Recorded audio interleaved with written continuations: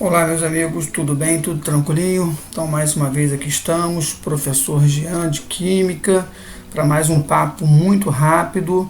Assunto de hoje: ligações químicas, mais precisamente o que a gente vai chamar de ligação do tipo iônica. Ligação iônica é aquela que você já trabalhou no nono ano do ensino fundamental, ok? Então, vamos à aula de hoje. Primeiramente, seria interessante a gente definir o que a gente chama de ligação química. Então, ligação química nada mais é do que uma interação entre átomos. Esses átomos podem ser átomos iguais ou átomos diferentes, para a formação de um conjunto de átomos que estão ali interagindo, formando um grupo. Esse grupo eu vou chamar de molécula ou aglomerado iônico. Tá certo? Agora, é importante que você entenda por que esses átomos se ligam. E essa ligação a gente pode justificar a partir da teoria que nós vimos lá no nono ano, que foi chamada de teoria do octeto. Mas, um pouquinho mais à frente, a gente vai falar um pouquinho sobre essa chamada teoria do octeto. Então, para esse início de conversa, é interessante que você entenda que uma ligação química ela ocorre, de novo, entre átomos iguais ou diferentes, formando um conjunto de átomos. Esse conjunto de átomos é o que eu vou chamar de molécula ou aglomerado iônico. O que faz com que um átomo se ligue a outro é exatamente o número de elétrons da sua camada de valência. Tudo bem? Então, um pouquinho mais à frente, vai falar um pouquinho mais e vamos perceber que esse número de elétrons na camada de valência, ele é super importante. Mas, enquanto isso, aquele papinho. Então, para uma pausa no vídeo, corre lá, pega uma tabela periódica, deixa aí do seu ladinho, que a gente vai precisar consultar uma tabela periódica, ok? Muito bem. Então, o encontro de hoje é para falar do que a gente chama de ligação iônica. Essa ligação iônica é um tipo de ligação química que ocorre sempre entre um metal e um ametal. Correto? Mais uma vez, ligação iônica é um tipo de ligação química que ocorre entre um metal e um ametal ou não metal. Mas de que maneira ocorre isso? A palavra que caracteriza a chamada ligação iônica é a transferência de elétrons. Tudo bem? O elétron é transferido do metal para o ametal. Essa transferência de elétrons, ela gera o que a gente chamou lá em estrutura atômica, lembra? De íons, cátions e ânions. Então, o átomo que perde o elétron, ele vira um cátion, e o átomo que ganha o elétron vira um ânion. São partículas com cargas contrárias. O cátion é positivo, o ânion é negativo. E o que a física fala para a gente? Partículas de cargas opostas ocorre uma atração. Então, essa atração forte que ocorre entre um cátion e um ânion, a gente chama então de ligação do tipo iônica. Tudo bem? Então, coloquei mais uma vez para definir, para ficar bem claro para você. O metal é o camarada, é o átomo que vai doar o elétron, enquanto que o ametal é o átomo que vai ganhar o elétron. Então, ganha o elétron ametal, perde elétron metal. E, como eu já disse, forma um conjunto de átomos. Nesse caso, esse conjunto de átomos formado por uma ligação do tipo iônica é o que nós vamos chamar de retículo cristalino ou cristal iônico. Eu posso até usar o termo aglomerado iônico. Agora, que fique bem claro, eu não posso usar o termo molécula. Meu amigo, nem tudo é uma molécula. Então, no caso dessas ligações iônicas, de novo, o que se forma são aglomerados de íons. Então, eu não posso usar o termo molécula para esse tipo de ligação química. Tudo bem? Já é uma informaçãozinha bem importante que você não pode perder de vista, tá bom? Beleza. Algumas propriedades que são importantes de você entender. Bem, na maioria das vezes, os compostos iônicos são sólidos. Normalmente, os compostos iônicos conduzem corrente elétrica quando dissolvido em água ou quando no estado líquido. São excelentes condutores de corrente elétrica. E essas substâncias iônicas são substâncias que normalmente apresentam elevados pontos de fusão e ponto de ebulição. Aí na sua casa, se você pegar uma colher de açúcar e aproximar da chama do fogão da sua casa, esse açúcar ele funde, ele derrete, Já se você fizer o mesmo experimento com sal de cozinha, por exemplo, nada acontece. Por quê? Porque o sal de cozinha, cloreto de sódio, é uma substância iônica, então apresenta um alto ponto de fusão. Você não consegue fundir o sal de cozinha com a chama do fogão da sua casa, tá? Então que fique bem claro, são sólidos, são bons condutores de corrente elétrica, tá? E apresentam elevados pontos de fusão e ponto de ebulição. Muito bem. Eis que surge aí na sua telinha alguns exemplos de compostos iônicos. O primeiro foi até citado nesse exato momento, que é o cloreto de sódio. Tá? O segundo, iodeto de potássio, Ki, e o terceiro é o cloreto de magnésio, MgCl2. São todos eles as substâncias do tipo iônica, não são moléculas, ok? Formam o que a gente chama então de aglomerado iônico, tá bom? Um exemplo bem clássico para a gente poder entender bem como ocorre essa ligação é o sal de cozinha. Então eu coloquei aqui para você, ó, eu coloquei aqui um átomo de sódio, tá vendo aqui? Que possui um elétron na sua camada, olha aqui a distribuição eletrônica do sódio. E aqui ao lado eu tenho um cloro que possui configuração eletrônica que está aqui, 287. Então o sódio possui um elétron na última camada e o cloro possui 7. E aí eu preciso que você então recorde o que a gente chamou lá de teoria do octeto. A teoria do octeto diz que um átomo, para ser estável, ela tem que ter na última camada 8 elétrons.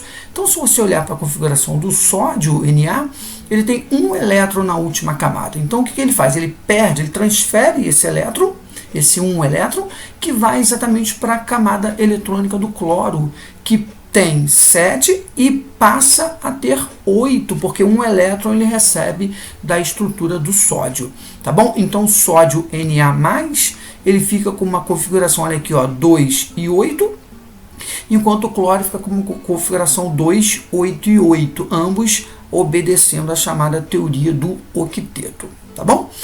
Nesse caso, então, como eu disse, surge um cátion, Na+, e um ânion Cl-, duas partículas de cargas contrárias, forte atração. Essa atração é o que a gente chama de ligação do tipo iônica.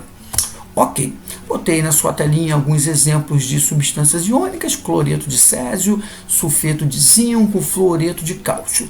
É importante você lembrar, nós falamos lá na frente, que a ligação iônica se caracteriza pela transferência de elétrons. Transferência é essa que ocorre do metal para o ametal. Então, sempre você vai ter um metal se ligando a um ametal, tá? Esse conjunto é o que a gente chama de aglomerado iônico, é o que a gente vai chamar aí de ligação do tipo iônica. Então, a ligação iônica é sempre formada por um metal ligado a um ametal, tá? Na sua tabelinha que está aí na sua telinha, esse grupinho aí amarelo são os chamados ametais. A teoria do octeto ela pode ser melhor entendida a partir dessa tabelinha que eu coloquei na sua telinha. Então, repare aqui, ó, eu coloquei aqui em cima, ó, a família de todo mundo e coloquei aqui alguns exemplos só para você recordar e principalmente eu coloquei o número de elétrons na camada de valência. Então, repare que o número da camada, o número de elétrons na camada de valência, ele equivale ao número da família. Então, tá vendo aqui, a família 1 tem um elétron. Se tem um elétron, a tendência é perder o elétron. Perde um elétron, vai dar origem a um cátion no caso eu chamei de E, né? E+1. Se ele é da família 2, perceba aí do ladinho, família 2 são 2 elétrons na última camada. Então vai perder 2 elétrons, vai ficar um cátion 2+, bivalente. Na família 13, lá no finalzinho da tabela periódica, são os elementos que apresentam 3 na última camada, né? Não 13, ok? 3, só o númerozinho final. Então a tendência também é perder 3 elétrons, formando também um cátion trivalente. Coloquei aqui embaixo, ó. A partir, aí no grupo 14, você tem a possibilidade de ter elementos ganhando ou perdendo. Então, normalmente no grupo 14, a gente deixa um pouquinho de lado nesse momento. Vamos pular para o grupo 15. O grupo 15 são elementos que apresentam 5 elétrons na camada de valência.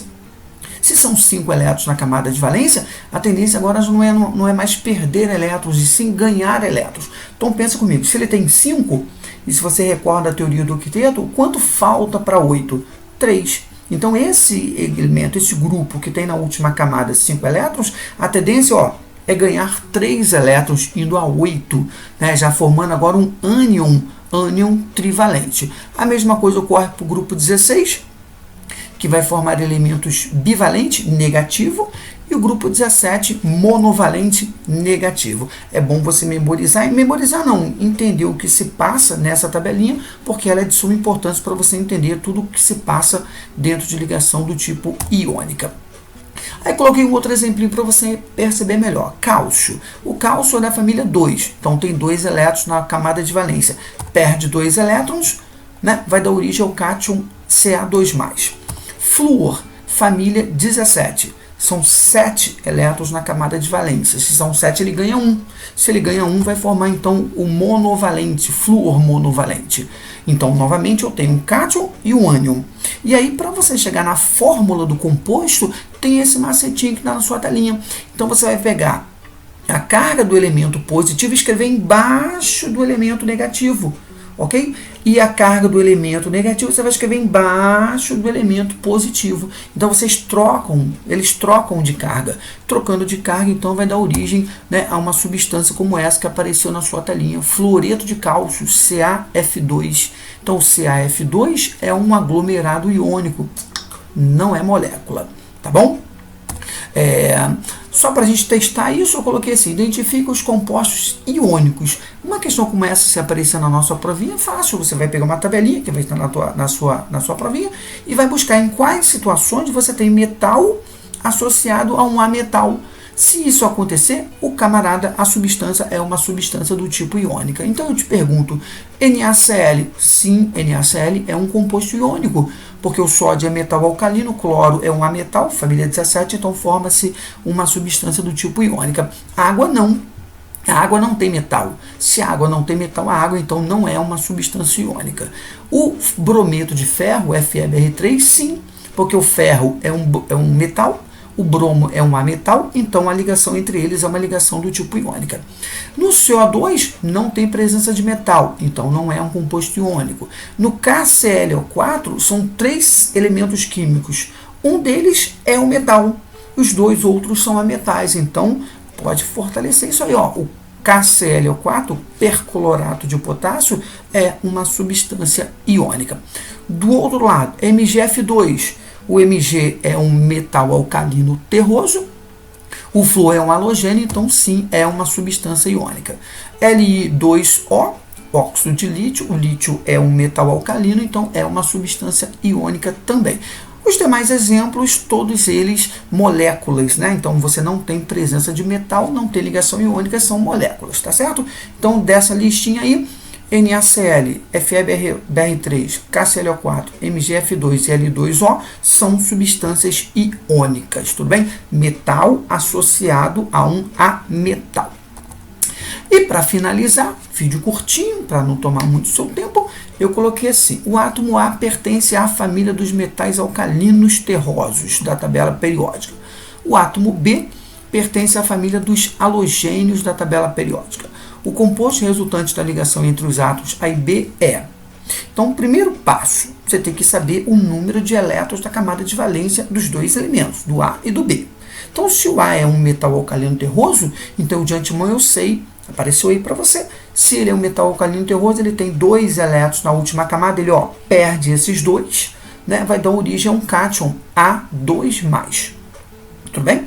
Já o nosso B, ele é um halogênio. Se ele é um halogênio, ele tem, na última camada, 7 elétrons. Então, ele precisa ganhar 1. Então, ele ganha 1, vai formar um B-1, né? Forma um ânion. E aí, como é que eu monto a fórmula química entre eles? É só cruzando as cargas, né? Eu pego aqui assim, e escrevo embaixo, cruzado. Então, como resposta, AB2. Só que a B2 eu tenho na letra B e na letra C. Confere aí comigo. Só que na letra B, AB2 iônico. E na letra C, AB2 molecular. Molecular vem de molécula. Molécula não é ligação iônica, é de ligação covalente. É um papozinho aí para o nosso próximo vídeo, tá? Então, a resposta correta para esse exercício, bom exercício, seria a letra B. Um sal do tipo AB2 iônico. AB2 iônico é exatamente isso, tá? Bem tranquilinho, bem tranquilinho.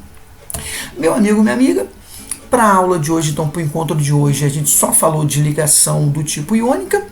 seguindo esse vídeo, uma listinha de exercício bem tranquilinha, e hoje ainda, né, conforme foi combinado, hoje ainda no final do dia eu lanço aí o gabarito. Espero que, se você tenha alguma dúvida, você por favor manda para mim que a gente tenta resolver, ok? Forte abraço, fique com Deus, saúde e paz.